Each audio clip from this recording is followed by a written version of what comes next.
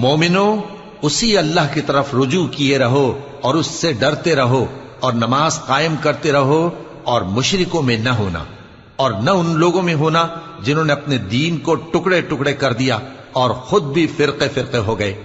ہر فرقہ اسی میں مگن ہے جو اس کے پاس ہے، اور جب لوگوں کو تکلیف پہنچتی ہے تو اپنے پروردگار کو پکارتے ہیں اسی کی طرف رجوع کرتے ہوئے۔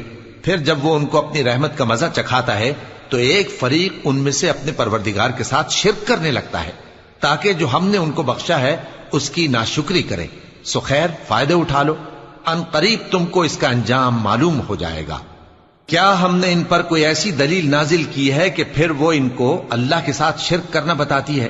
اور جب ہم لوگوں کو اپنی رحمت کا مزہ چکھاتے ہیں تو وہ اس سے خوش ہو جاتی ہیں، اور اگر ان کے اعمال کے سبب جو ان کے ہاتھوں نے آگے بھیجے ہیں انہیں کوئی تکلیف پہنچے تو نا امید ہو کر رہ جاتے ہیں۔